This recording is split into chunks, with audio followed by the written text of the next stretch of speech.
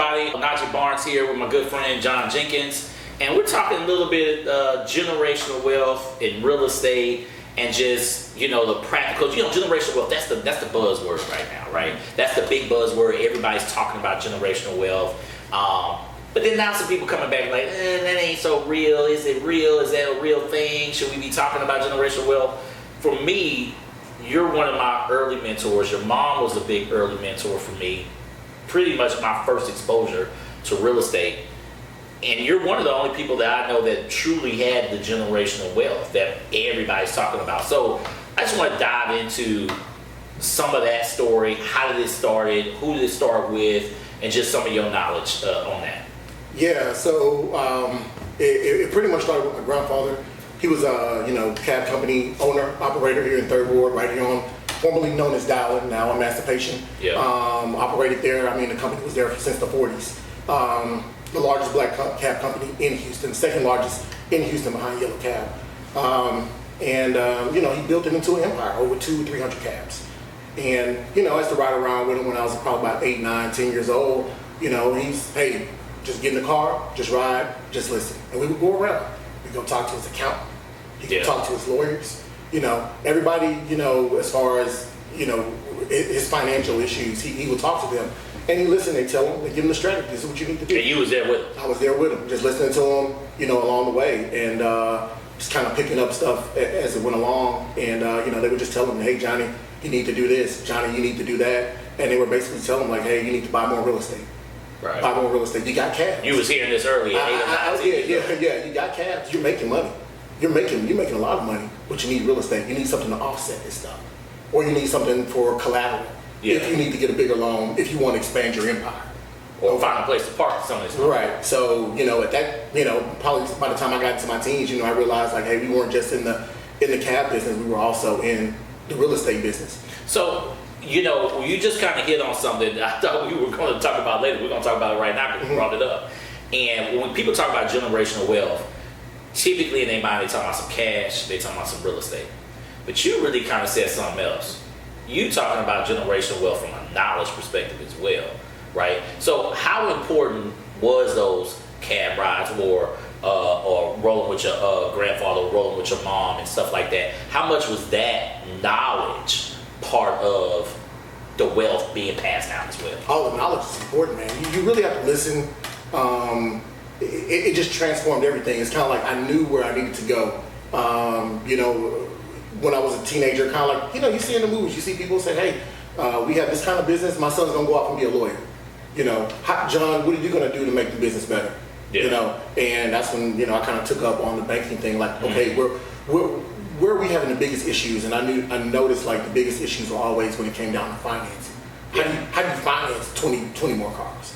Or 30 more cars? Because we got to buy them because city had an ordinance like, hey, they had to come off every 5 years and you had to put new cars on there. Wow. So, you got to get rid of those cars and you got to bring on new stuff. So, and that's some of why you got the banking. So give people a little bit about your background. Again, who are you? Where you from? Getting into your background a little bit. Obviously, you're in banking, and you just brought it up. But getting a little bit of that, your background and all that, what you do today. Yeah, so pretty much, private banker, mortgage lender, strategic lender, if you want to be planner, all that kind of stuff like that. Flying your roll for your friend, always calling you like, hey, what's up with these rates? Yeah, just really, my job is just listening and see what strategies I can come up, with for my clients. So whether it's financing, and typically right now it's going to be mortgage. It's going to be residential. People are looking for equity in their homes, looking to tap into that to help build their businesses, to help keep those things up. Tapping into equity, how could somebody tap into that? They're doing either HELOCs or they're doing cash out refinances. So what's a HELOC? What's a HELOC? So basically, HELOC is just a home equity line of credit. Line of credit, not to be confused with a loan, right? With a loan, yeah. A line of credit is something that you work. It goes up, it goes down. You take money out, you put the money back in. If you take money out and you pay it down, you're saying you can use it again. You can use it again. That's a dope gem, guys. I want everybody to understand lines of credit are a powerful tool. I feel like it's a powerful tool that a lot of black and brown people don't know about or don't use. No, and you can get extensions on your line every year if your business happens to grow. So, or whatever it is that you do, your income increases. So, as time goes on, hey, I want to increase my line from 100,000 to 150,000. Yeah. And you can help me grow. But yeah, that's what people are doing these days. Cool. All right, so let's get back into this generational wealth stage. So you start out riding in the cabs with your grandfather, picking up gems left and right. You sitting in the back of the room, listening to him talk to his lawyer, all that kind of stuff, right? So that's again, people talk about proximity, right? Just being around money-making conversations. Correct. Right? So how does that transfer over to your mom and to you over time? So, from him, upon his death, he passed in 97. And, then my mom kind of took over the business, and she took over all the real estate as well. And, at first she really wasn't really paying attention to the real estate. Honestly, to be honest with you, making so much money in the cab business. Yeah. It was hot, okay, y'all have to pay, we're just paying rent. Yeah. And, over time, my mom, health-wise started to deteriorate. She was tired. She was one of those, I do everything type of people. Yeah. Don't be a do everything type of person.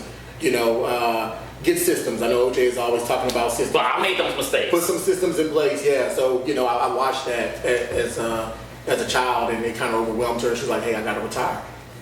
Cashed out at the perfect time, 2005, before all of this Uber. Yeah. No, so you're winning. It doesn't get any better than that. And, I had to have the same talk with her. We're in the real estate business, Mom. We are in the real estate business. Yeah. But when she retired, though, I was in the military. So, and one of the things she was like, hey, you got to have a plan, John. What you gonna do? Okay. Well, hey, I got a house. You want to buy it? Had a whole bunch of money saved up. I was just a saver. Yeah. That's what I did, And hey, you got a house you want to buy? All right, cool. It's in Third Ward. All right, cool. House $32. And that's where it all started.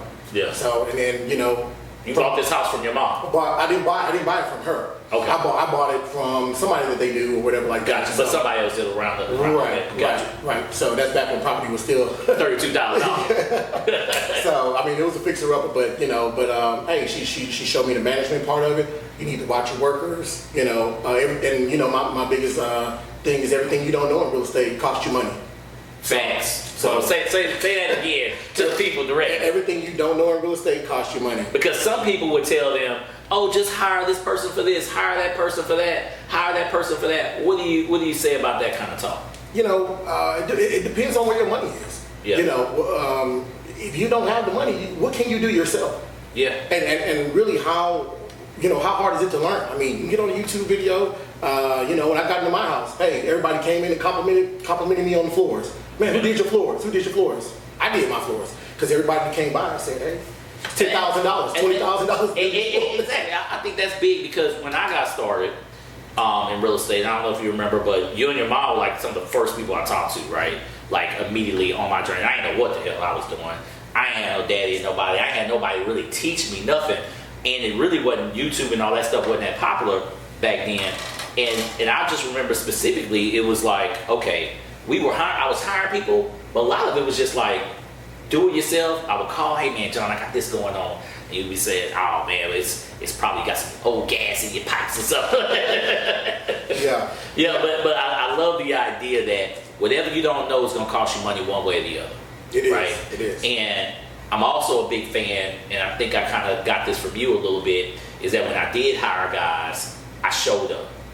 And I waited and I watched and I wanted to see what they were doing. Not necessarily to kind of copy them, but to just see what they were doing. See how much work is this? Yeah. What are they doing? Right? Because they're gonna come back and talk about get paid boss. And what's so special about it? Right. Not to divert from that combo, but we talk about the cabinets. That was one of the biggest things in your house. Yeah. And I remember you had a bad contract at that time, and I remember I was like, oh okay, OJ's for real.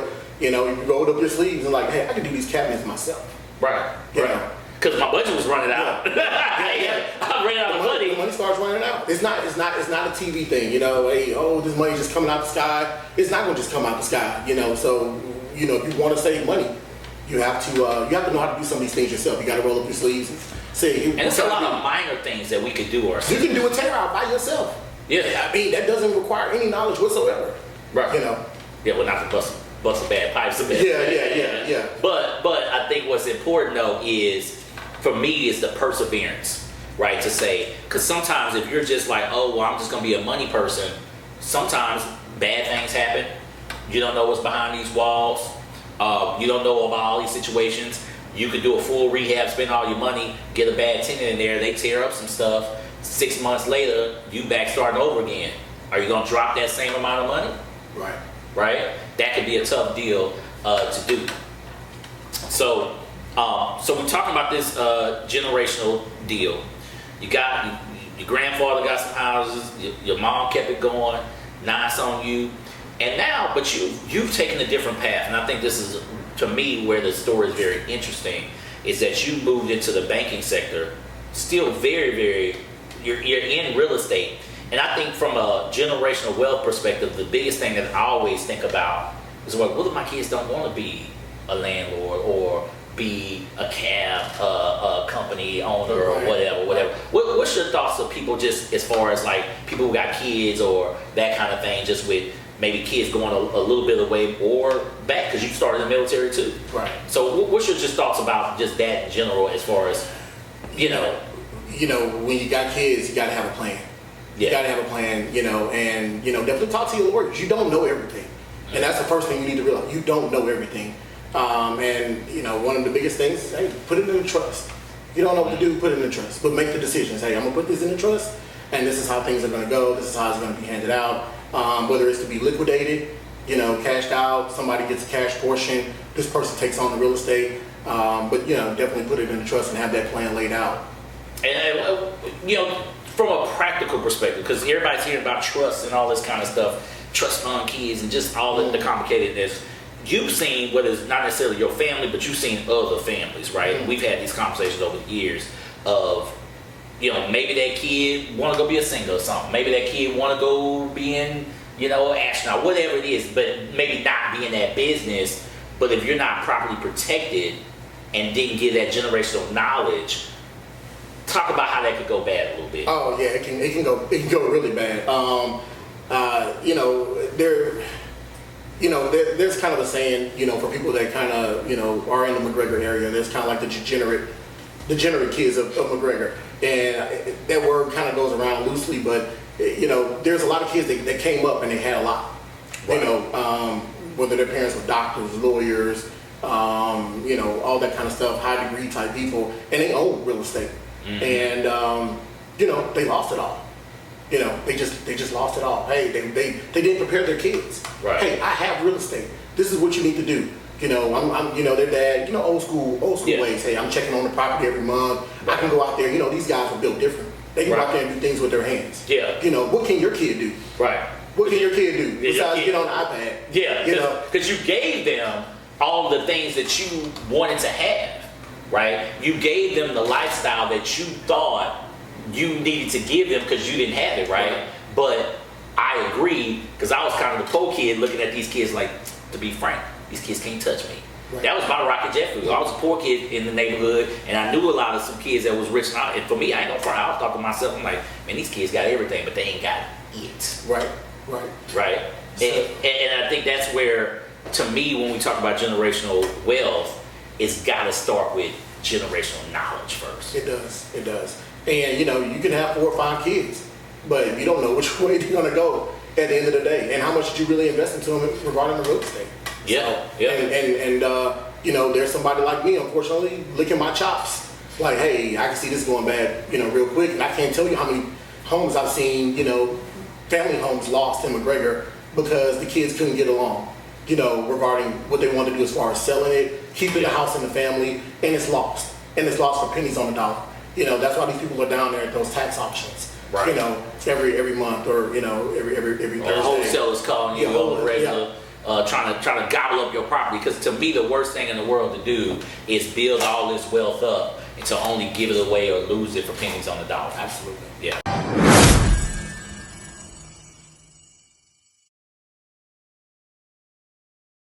Hey everybody, Onaja Barnes here. I'm here with my good friend John Jenkins, mortgage professional extraordinaire. And John, today I want to talk about, in real estate, building a team, right? Oftentimes, people, you can go into real estate solo and kind of do it on your own, like I did. But I found that it's been better if you have a team, teammates, whether it's somebody professional, somebody non-professional, just your friends. And to me, your number one teammate, or could be your number one, or a key teammate, let me say that, is who's helping you finance this stuff, right?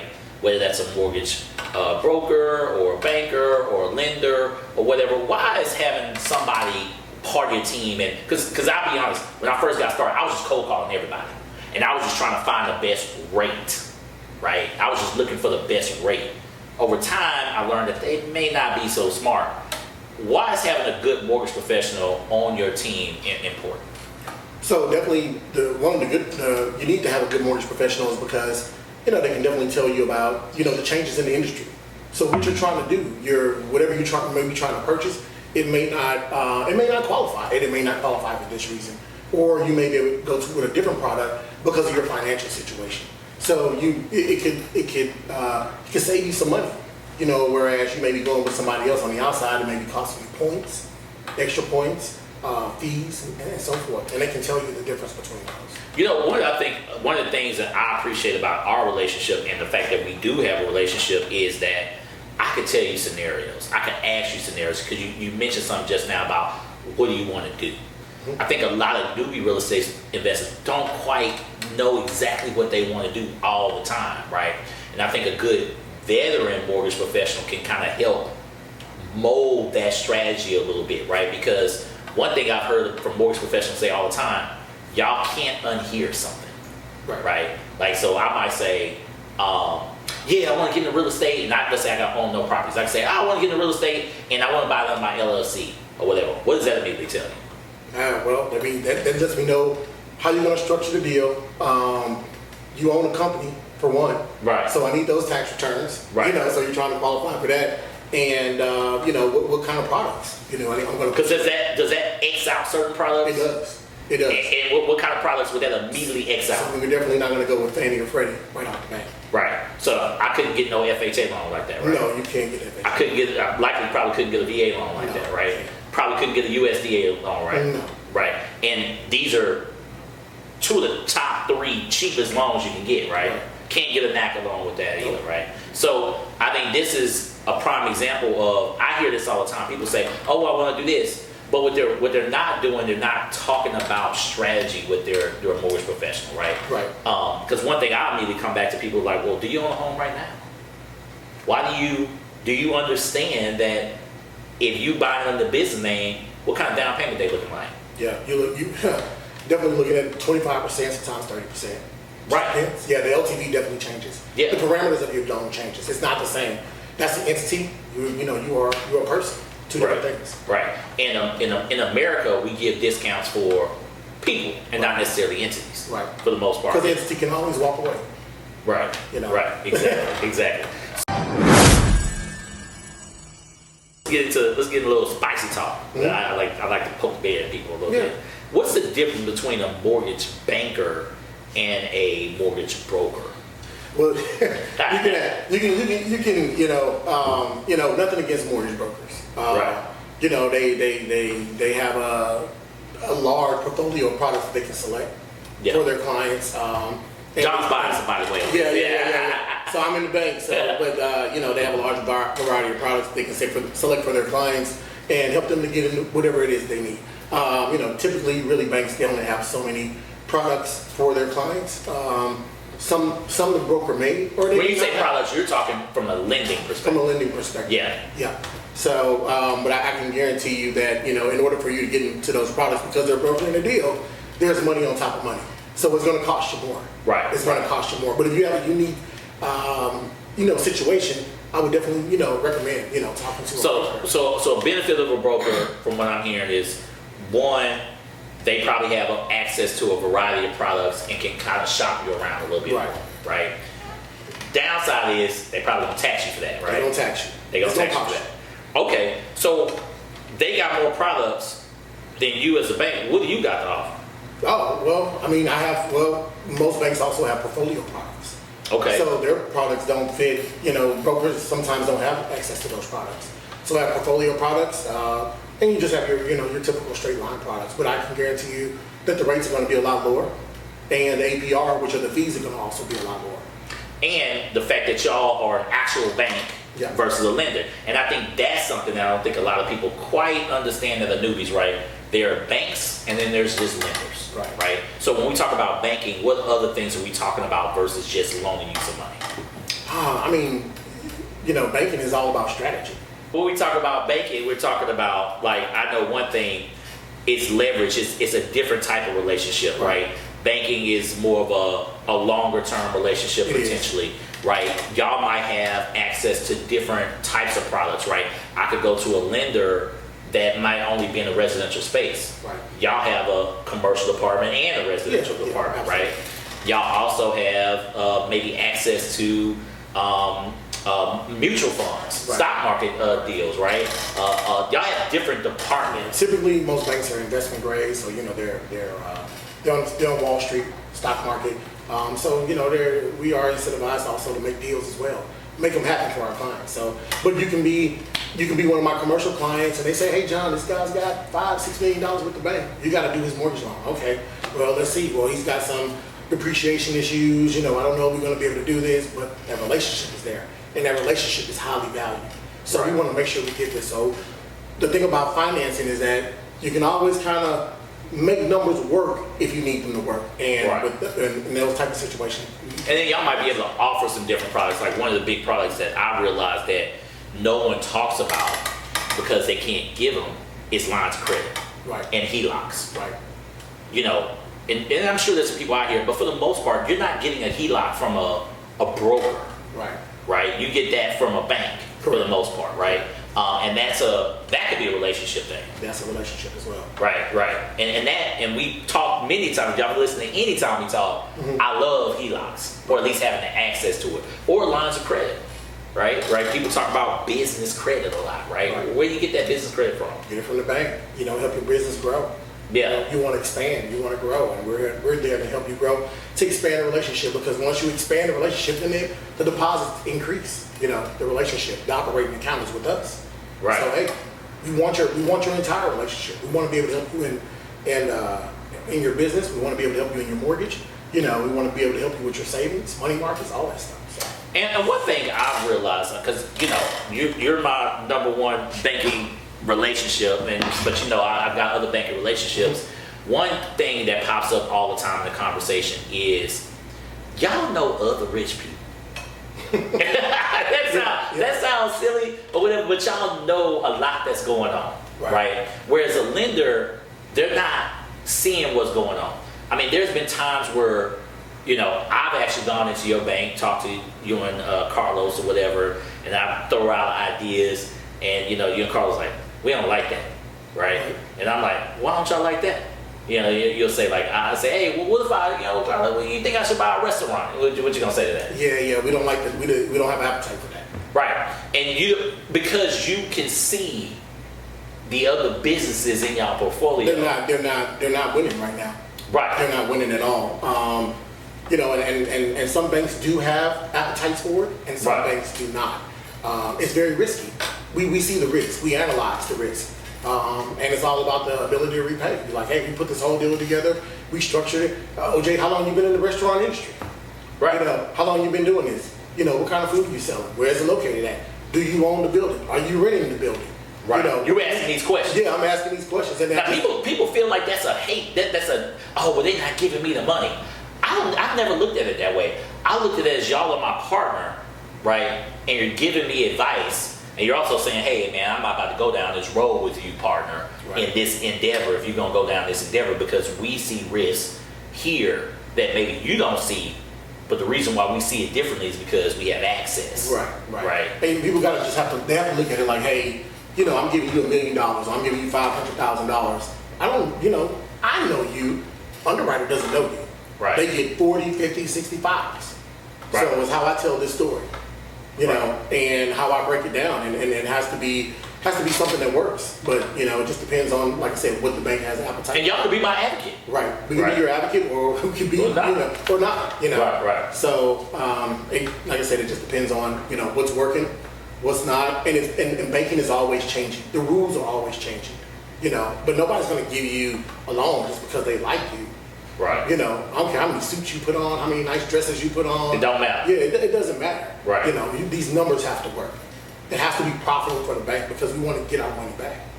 We want to lend you more, but we also want to get our money back. We got to get it back. We got to get it back. Yeah. Look, this is your dream. This is not y'all dream. So, because if you don't, you get put out of business. Right. You know. As a bank, you get put out. We all want to stay in business. Yeah.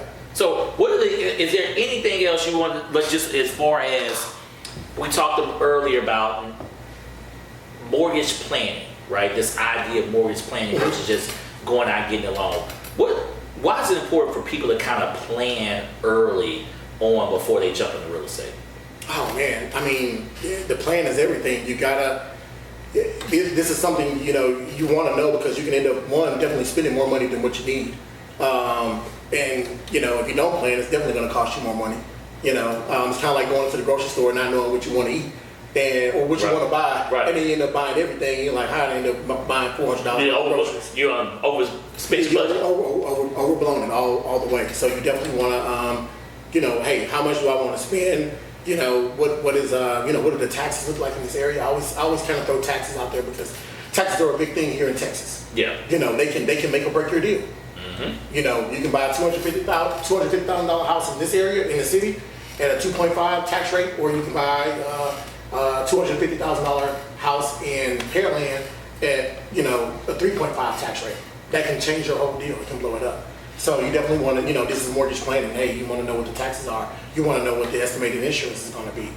Is it in a floodplain? Does it flood out there? Did it flood during Harvey? You know, things like that. Has a house even been flooded before? Right. So these are definitely things that you want to know because those costs. And those costs will continue to go up. They're not going to go down. Insurance is going to go up.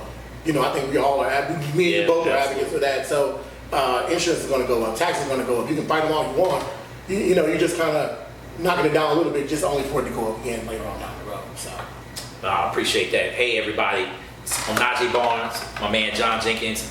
Make sure, for sure, as you're building out your team, before you jump into real estate, build out your team. One of your key teammates is going to be your mortgage banker, your mortgage lender, or your broker, somebody that's going to help you navigate this process up front. Share your plan with them. Let them know what you're talking about doing. Have a conversation with them because you're likely going to be able to fill in some holes for me that I wasn't even thinking about. right. So catch you guys later. Appreciate your time.